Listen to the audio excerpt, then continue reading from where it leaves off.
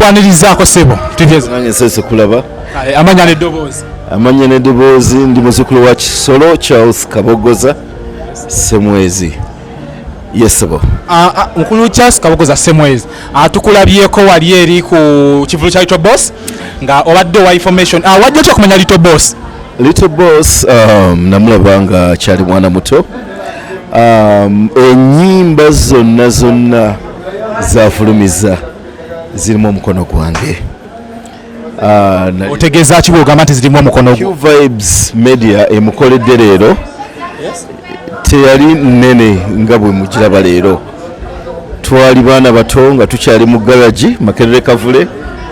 I was a music producer Lyto Boss nakiye waffe nga recording artist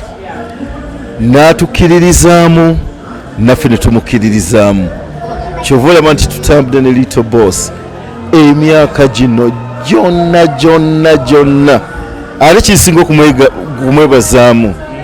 teyeerabira gy'avudde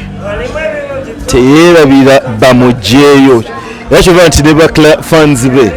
tebamuvuddeemu abo badde mulaba ebivulu nga bibadde bisala abantu buli omu yalowoozeza nti Katula bigenda mutuulamu naye abalaze nti Katula kituufu ko kebisebuka kisoboka okitegeera omwana yekkiririzaamu naye ne Mukama amuyiriddewo omubiri nze kino mbadde sikirabangako ku Valentines nga tuli mu holo bweti oguholo gunene gutuuza abantu 13 naye tugezekwa nga tetukyayina ntebe ne tutandika okuyingiza entebe ki endala which I'm so happy. Yesebo. Gibuvuddeko twalaba nga Lyto Boss yasooka n'abulamuuko n'avaako ne mu ggwanga lineeno. Njagala kubuulira artist omutuufu olina okubulako ku bantu. Artist be Uganda bagenda ne babeera mu maaso ga kamera buli kamu mbwasanyiridde enviiri akoze ki artist bulako mu bantu. Abantu bakuyaayaanire oba okitegeera oli omwana yalukuba nti katono naye nga kansonga era katono kano kagenza okuvaayo ne kebbulula nga kituufu abantu bakola ki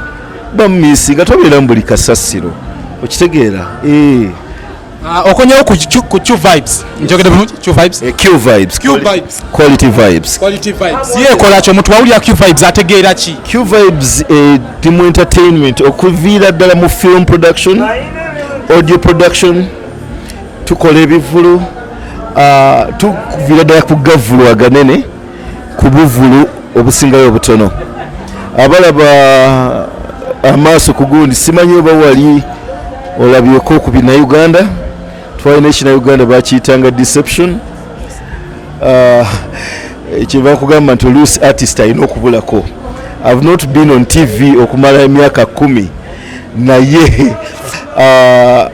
abali eyo babafaani bo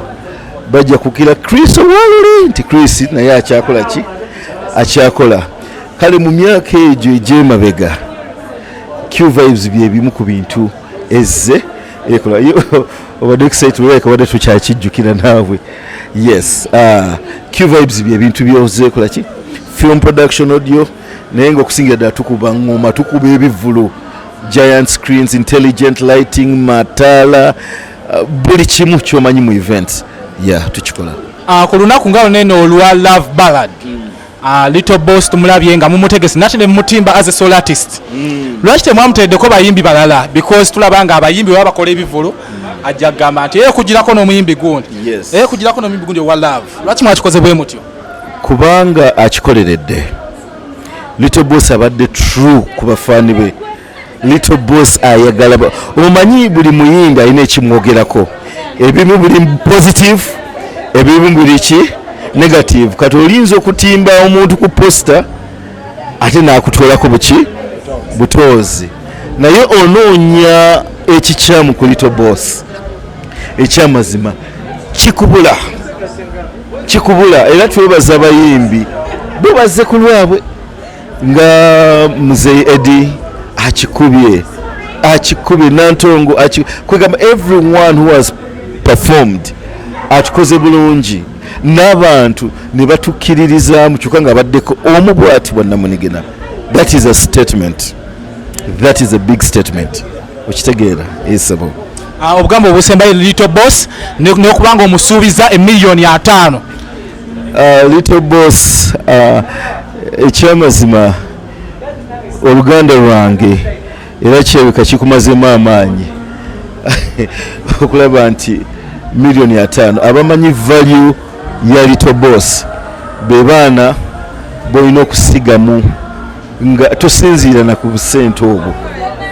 value Lyto Boss kintu kinene nnyo ku kyendi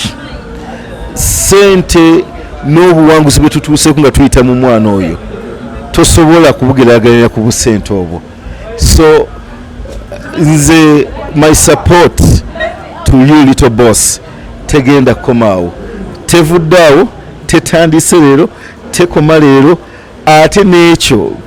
tulina project gyaleeta yo yeetaaga sente nyingi yes nayo gyogeddeko project eri mu buwumbi obuwera naye tugenda kulwana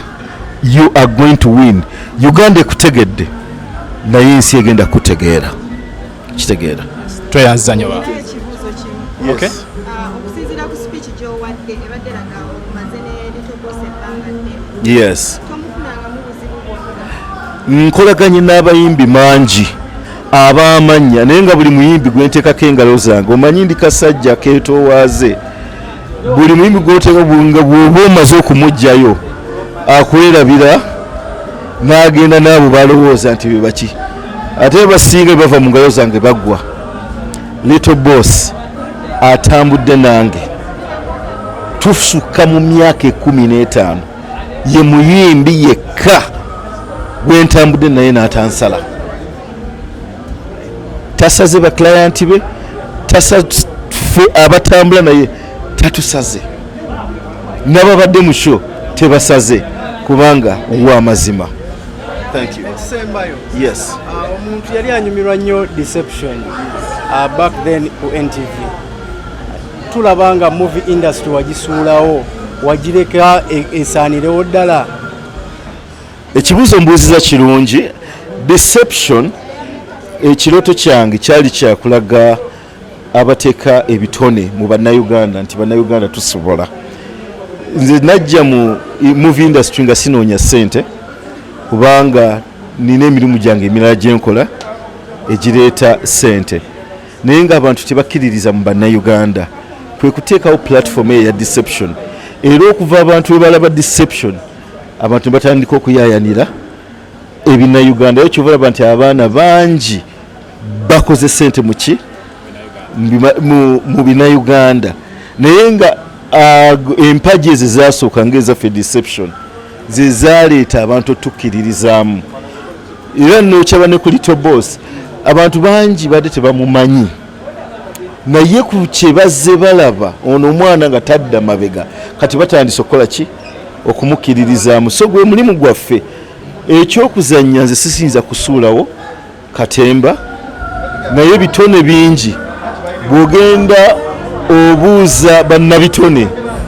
oyinza ogenda okulira nga omu ku omu ab'amazima nga bakuwonako nti ekyo ekisajja kikyaliyo kasajja ako ekyamazima kakyaseesenku wadde kati kali mabega. That is it. Okay, thank you. A'udhu billahi minash shaitani rajim. Bismillahir rahmanir rahim. Alhamdulillah rabbil alamin. Nze Ajimiti omusomi w'ekitabo era omusomi w'edduwa. Nkozesa kyoto kino, ekyoto kino kiba kitagombolola. Lwaleero ku kyoto kuno kunyambira abantu bange. Buli muntu yenna alina ekizibu kye ojja ku